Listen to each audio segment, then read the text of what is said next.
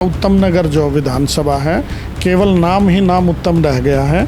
पिछले 10 साल से एक ऐसा विधायक है जो हमेशा कुंभकर्ण की नींद सोता है। कोई नाली ऐसी नहीं है पिछले 5 साल से, 7 साल से, 10 साल से कहीं कोई ऐसा मेजर काम यहाँ के विधायक ने नहीं किया।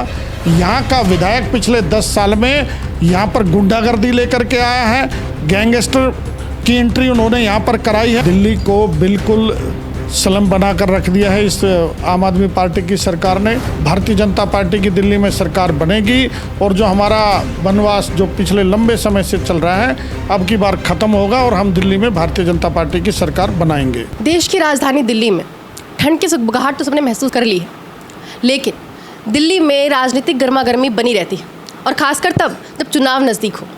और चुनाव में भी रोमांच तब बढ़ जाता है जब लोकसभा के परिणाम किसी और के पक्ष में आ रहे हों और विधानसभा की बाजी कोई और लेके जा रहा हो। उसमें भी दिलचस्पी तब बढ़ जाती है जब आसपास के पड़ोस में जीत कोई और रहा हो। इस साल राजनीतिक समीकरण कुछ ऐसे रहे हैं जब लोकसभा के चुनावों के बाद कांग्रेस बहुत ज़्यादा ही हौसले में आ गई थी, हरियाणा को अपने हाथ में मान रही थी, पर सबकी उम्मीदों से परे भाजपा ने वहाँ खेला कर दिया। भाजपा ने बहुमत से रिकॉर्ड तीसरी बार वहाँ पर अपनी सरकार बनाई है और वहाँ पर जीत हासिल करने का मतलब था उनके हौसले और ऊपर जाना। अब इसका दिल्ली के चुनावों पे क्या असर पड़ेगा? दिल्ली में क्या होने वाला है? क्या कुछ इसका दिल्ली की राजनीति पर असर है? अरविंद केजरीवाल की कुर्सी संभलेगी या नहीं संभलेगी उनसे? वो अब इस कुर्सी पर दोबारा आएंगे या नहीं आएंगे? इन सब के बारे में बात करने के लिए आज हम दिल्ली के उत्तम नगर विधानसभा क्षेत्र में आए हैं। नमस्कार, मैं हूं महक भारती, आप देख रहे हैं दिल्ली अप टू डेट। आज हम यहाँ पर हैं, हमारे साथ मौजूद हैं भाजपा के नेता और प्रत्याशी रहे, विधानसभा क्षेत्र उत्तम नगर के प्रत्याशी रहे कृष्ण गहलोत जी। इनसे हम जानेंगे पूरे इस मामले के इस राजनीतिक समीकरण के बारे में, दिल्ली की राजनीति के बारे में। तो सबसे पहले तो सर आपको बहुत बहुत बधाइयाँ हरियाणा में। थैंक यू महक जी, नमस्कार। हरियाणा की जीत वास्तव में बधाई के लायक है, आपका बहुत बहुत आभार। तो हरियाणा की जीत को आप कैसे देखते हैं? दिल्ली में इसका क्या असर देखने को मिलेगा? देखिए, हरियाणा क्योंकि बिल्कुल दिल्ली से सटा हुआ राज्य है और बहुत सारे लोग, हरियाणा के लोग भी भारी दिल्ली में और दिल्ली के अनेकों हिस्सों में रहते हैं, तो एक अच्छी जीत है हरियाणा की। मोदी जी के जो विज़न है, मोदी जी के जो काम हैं, सबका साथ, सबका विकास, सबका विश्वास, उस पर हरियाणा के लोगों ने मोहर लगाई है। और जब पड़ोस में एक अच्छा माहौल होता है तो उसका असर साथ वाले राज्य पे भी पड़ता है। तो अब की बार हमें भी लगता है कि इस बार भारतीय जनता पार्टी की दिल्ली में सरकार बनेगी और जो हमारा वनवास जो पिछले लंबे समय से चल रहा है अब की बार ख़त्म होगा और हम दिल्ली में भारतीय जनता पार्टी की सरकार बनाएंगे। जैसा आपने कहा कि पड़ोस में माहौल अच्छा हो तो दिल्ली का माहौल भी अच्छा हो जाएगा। दिल्ली में पहले भी आम आदमी पार्टी की सरकार जीती है, उस समय हरियाणा में भाजपा की सरकार थी। तो इसको आप कैसे देखते हैं कि पहले तो हार चुकी है दिल्ली में भाजपा, अब कैसे जीत सकती है? देखिए, एक जो ठग होता है ना, लोगों को झूठ बोलकर ठगना, लोगों को झूठ बोलकर बहकाना, वो बार बार नहीं चलता। केजरीवाल ने दिल्ली के लोगों को बहुत बहका लिया है। अब दिल्ली के लोगों को भी समझ में आने लग गया है जिस प्रकार से करप्शन दिल्ली में किया है, जिस प्रकार से भ्रष्टाचार किया है और विकास के नाम पर दिल्ली को जो लंदन और पेरिस बनाने की बात कर रहे थे, दिल्ली को कूड़े का पहाड़ बना दिया है। आप जहाँ भी देखेंगे सीवर ओवरफ्लो है, कोई सड़क, एक भी सड़क ऐसी नहीं जिसमें गड्ढे ना हो, कूड़े के पहाड़ बने हुए हैं। अब लोगों को समझ में आ गया और अब दिल्ली बदलाव मांग रही है। दिल्ली में सब लोग समझ रहे हैं कि जो भ्रष्ट मुख्यमंत्री है, जेल में रहते हुए भी आज तक का उदाहरण है। किसी भी राज्य के मुख्यमंत्री पर, किसी भी नेता पर जब भी आरोप लगे हैं तो सबसे पहले नैतिक रूप से उन्होंने इस्तीफा दिया है। ये व्यक्ति पूरे 5-6 महीने जेल में रहने के बाद भी मुख्यमंत्री बना रहा। जब कोर्ट ने इसको मजबूर किया, कोर्ट ने डायरेक्शन दी, तब जाकर के इस्तीफा दिया है। तो अब दिल्ली के लोग समझ चुके हैं, इसको दोबारा से फिर मुख्यमंत्री बनाने वाले नहीं हैं। दिल्ली में हम त्रिकोणीय मुकाबले देखते आए हैं, पर पिछली बार सिर्फ दो पार्टियों के बीच में मुकाबला देखा गया। आपको क्या लगता है इस बार त्रिकोणीय मुकाबला होगा? देखिए, मैं एक बात कह सकता हूँ आपको, ये लोग सब एक ही थैली के चट्टे बट्टे हैं। कांग्रेस भी कोई दूध की धुली हुई नहीं है। ये अलग लड़े या ये एकजुट होकर लड़े, इन्होंने एकजुट होकर देख भी लिया। दिल्ली में पिछले लोकसभा चुनाव में एकजुट होकर के एक साथ लड़े थे, उसका परिणाम आपके सामने है। दिल्ली की जनता ने तीसरी बार 7 सांसद जिता करके भारतीय जनता पार्टी को दिए हैं और मैं ये कहता हूँ कि हम उनके सहारे नहीं लड़ रहे। भारतीय जनता पार्टी अपने कार्यकर्ताओं पर, मोदी जी की जो योजनाएं हैं, मोदी जी के जो विकास के कार्य हैं, उस पर भारतीय जनता पार्टी अब की बार लड़ेगी और दिल्ली में पूर्ण बहुमत की सरकार बनाएगी, ऐसा हमारा विश्वास है और हम उसके लिए तैयार भी हैं। क्या कारण लगता है आपको कि दिल्ली में अभी तक विधानसभा में दिल्ली की जनता जो है वो आप पार्टी की तरफ रहती है और लोकसभा में वो भाजपा को पूर्ण बहुमत से जिताती है? कुछ झूठ के लॉलीपॉप जो दिल्ली की जनता को ये लोग देते हैं, मैं ये बता सकता हूँ झूठ के लॉलीपॉप मैं इसलिए बोल रहा हूँ, दिल्ली को बिल्कुल स्लम बना कर रख दिया है इस आम आदमी पार्टी की सरकार ने। पिछले 11 साल से दिल्ली में राशन कार्ड बंद है, कोई एक भी नया राशन कार्ड बनना तो बहुत दूर की बात है, किसी का राशन कार्ड में नाम भी नहीं चढ़ा है। पिछले 11 साल से दिल्ली में कोई भी ओल्ड एज पेंशन नहीं बनी। मैं आपसे महक जी पूछना चाहता हूँ, जो 11 साल पहले जो व्यक्ति 50 साल का था, आज वो 61 साल का हो गया, क्या उनको पेंशन मिलने का अधिकार नहीं है?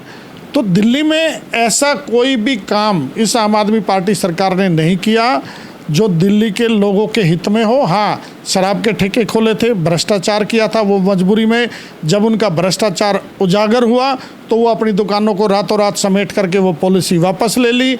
ऐसे मैं कहता हूँ बिजली में भी बहुत घोटाला है। दिल्ली जल बोर्ड, पिछले 11 साल से दिल्ली जल बोर्ड पर लगातार प्रत्येक वर्ष करोड़ों रुपए का कर्जा बढ़ता जा रहा है, जबकि दिल्ली में पीने के पानी के नाम पर आपको स्वयं पता है कि किस प्रकार से जहर पीने को मजबूर हैं लोग, सीवर का मिला हुआ पानी पीते हैं। आज आपने देखा होगा जमुना फिर एक बार फिर जिस प्रकार से झाग झाग करते हुए वही जमुना का पानी जो प्रदूषित पानी है दिल्ली के लोगों को पीने के लिए मजबूर होना पड़ रहा है। 11 साल में इस व्यक्ति ने जो वायदे किए थे, एक भी वायदा कोई साबित नहीं कर पाया। बिजली की बात कर लो, कहने के लिए बिजली फ्री दे रहे हैं, लेकिन मैं दावे के साथ कह सकता हूँ देश में किसी भी राज्य में बिजली इतनी महंगी नहीं है जो दिल्ली में जितनी महंगी बिजली है। कभी सरचार्ज बढ़ा दिया जाता है, कभी सब्सिडी को ख़त्म करने की बात की जाती है। तो ये लोगों को समझ में आ गया। एक वर्ग था जिसने आम आदमी पार्टी पर विश्वास किया था, एक वर्ग था जिसने उम्मीदें लगाई थी कि आम आदमी पार्टी दिल्ली के लोगों का भला करेगी, लेकिन अब सबकी आंखें खुल चुकी हैं। अब केवल और केवल देश में कोई पार्टी काम करने वाली है जो जन सामान्य का भला करने वाली पार्टी है, तो वो आम आदमी पार्टी की जगह अब दिल्ली में भारतीय जनता पार्टी की सरकार बनेगी। और आपने देखा हरियाणा में किस प्रकार से 55 साल का रिकॉर्ड टूटा है।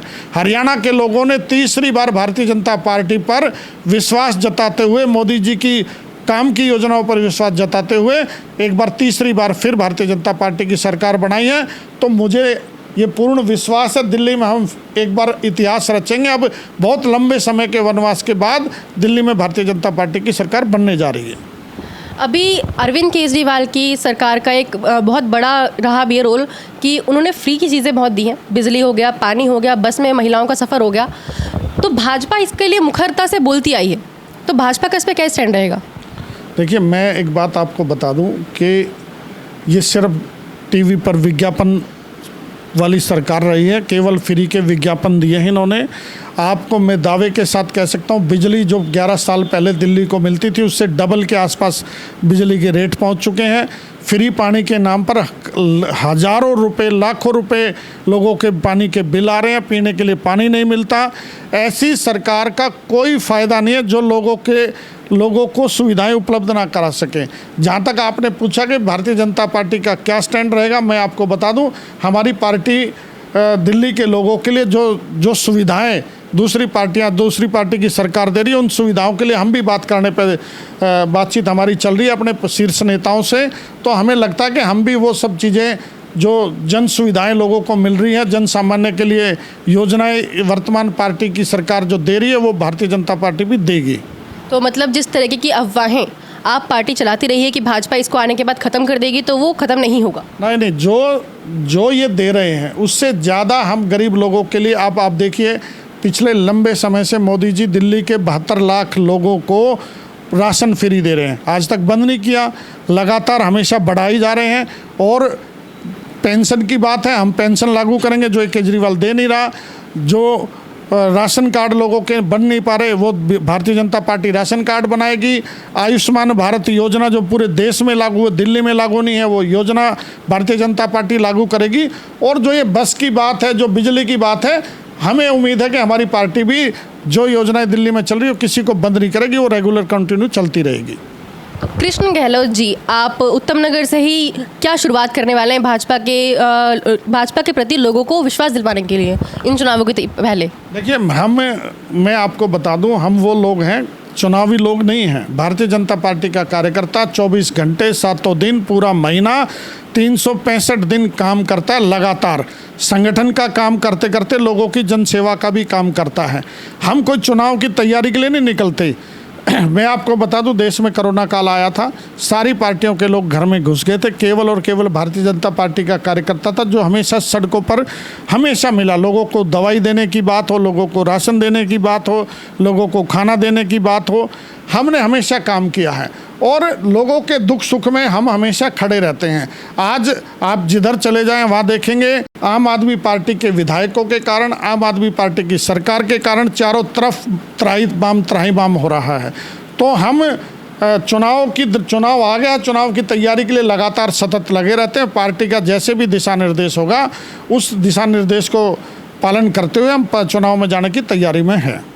एक आखिरी सवाल मैं करना चाहूँगी। अभी आपने बात की कि अरविंद केजरीवाल भ्रष्टाचार है, उनके ऊपर आरोप है और वो जनता के बीच में नज़र आ गया है। उन्होंने इस्तीफ़ा नहीं दिया था, अब उन्होंने इस्तीफ़ा देकर आतिशी जी को बिठाया है। आतिशी जी की इमेज बहुत साफ बताई जा रही है, वो उस करप्शन में कहीं पे भी लिप्त नहीं थी, ऐसा बताया गया, ऐसा वो कहती आई हैं। तो अब भाजपा इस चीज़ को कैसे देख रही है कि आतिशी को लाने के बाद जनता का विश्वास क्या आप पार्टी पर बरकरार रहेगा या फिर वो शिफ्ट होगा? देखिए, मुखौटा बदल देने से दाग नहीं धुलते। मैं आपको ये बताना चाहता हूँ, चाहे मुख्यमंत्री हो, चाहे इनके मंत्री हो, चाहे स्वयं ये आतिशी हो, कोई भी भ्रष्टाचार से बचा नहीं हुआ। इनके विधायक, अनेकों विधायक जेल जा चुके हैं, अनेकों विधायकों पर, लगभग सभी मंत्रियों पर किसी न किसी रूप में आरोप लगे हैं, कहीं ना कहीं किसी न किसी घोटाले में ये लिप्त हैं। मैं आपको ये कह सकता हूँ, एक आदमी जो लोगों को बेवकूफ़ बना करके आया था, जिसको ना घर चाहिए था, ना गाड़ी चाहिए थी, ना सिक्योरिटी चाहिए थी, आज सरकारी बंगले में 45 करोड़ रुपए लगाने वाला मुख्यमंत्री, जिस पर आज उसको छोड़ते हुए भी तकलीफ हो रही थी, उसी में आतिशी को जाना था। आप देख भी रहे होगे, आप पत्रकार हैं, आपको सब चीज़ें दिखती हैं। मैं ये कह सकता हूँ कि मुखौटा बदल देने से कुछ नहीं हो रहा। आतिशी को उन्होंने इसलिए बैठाया है कि उनके राजदार है, वो सबसे उनकी जो है करीबी मुख्यमंत्री बनाने के लिए। कभी कोई और बनता तो शायद दोबारा से उनको मुख्यमंत्री के लिए नहीं आने देता। तो मैं ये कह सकता हूँ, चाहे आतिशी हो, चाहे केजरीवाल हो, चाहे मनीष सिसोदिया हो, कोई भी इनके मंत्री हो, ये सब भ्रष्टाचार में लिप्त है और सारी जनता दिल्ली की जान चुकी है। अब की बार इनके एक एक विधायक का, एक एक मंत्री का सफाया होने वाला। उत्तम नगर में आगामी विधानसभा के लेकर क्या मुद्दे रहने वाले हैं, क्या समस्याएं हैं यहाँ पर लोगों की? देखिए, मैं आपको बताऊं, इस समय उत्तम नगर जो विधानसभा है, केवल नाम ही नाम उत्तम रह गया है। पिछले 10 साल से एक ऐसा विधायक है जो हमेशा कुंभकर्ण की नींद सोता है। आज मैं ये कहूं कि मुद्दे गिनवाने लग जाऊं तो 10 साल की इतनी नाकामी है इन लोगों की। सबसे पहला काम है यहाँ पर सीवरेज सिस्टम, ड्रेनेज सिस्टम, जो बिल्कुल कोलैप्स हो गया है। आज लोग घरों में पानी घुस जाता है, बेचारे परेशानी में रह रहे हैं। कितनी मुश्किल से एक मकान बनाने में पूरी जीवन की कमाई उसकी लग जाती है, लेकिन ड्रेनेज सिस्टम के कारण उसकी मकान की सीलन आने से वो 5, 7, 10 साल में मकान ख़राब हो जाता है। पीने के पानी की भयंकर समस्या है, पीने का पानी आता नहीं, आता तो इस प्रकार से आता है कि सीवर का मिला हुआ पानी है। कोई सड़क, जैसे मैंने पहले भी बताया आपको, कोई भी सड़क ऐसी नहीं है जिसमें गड्ढे ना हो, कोई नाली ऐसी नहीं है। पिछले 5 साल से, 7 साल से, 10 साल से कहीं कोई ऐसा मेजर काम यहाँ के विधायक ने नहीं किया। यहाँ का विधायक अगर कुछ उपलब्धि लेकर के आया है तो मैं एक बात कह सकता हूँ और बहुत शर्म के साथ मुझे कहनी पड़ रही है, यहाँ का विधायक पिछले 10 साल में यहाँ पर गुंडागर्दी लेकर के आया है। गैंगस्टर की एंट्री उन्होंने यहाँ पर कराई है, लोगों से जबरन उगाई। आपने देखा होगा किस प्रकार से उस पर आरोप लगे थे। तो जनता को जो झूठे वायदे कह करके आए थे, विकास के नाम पर जीरो, उगाई के नाम पर सबसे बड़ी चीज़ें इनकी है, मतलब गैंगस्टरी कर रहे हैं, गुंडागर्दी कर रहे हैं लोग। आज आम आदमी पार्टी की नगर निगम में भी सरकार है, कूड़े का ढेर बन चुकी है दिल्ली। कोई गरीब आदमी मकान बनाता है तो उस पर जबरन 2-2, 3-3 बार पैसे लिए जाते हैं। तो केवल और केवल उगाही करने के अलावा इनको कुछ दिखाई नहीं दिया। हम इस चुनाव में सबसे बड़ा मुद्दा जो है गंदे पानी की निकासी, पीने के साफ पानी की उपलब्ध कराना, बिजली है, बिजली दिल्ली में सबसे महंगी है। हमारे यहाँ एक कनेक्टिंग रोड है इस विधानसभा का, मेन नजफगढ़ रोड।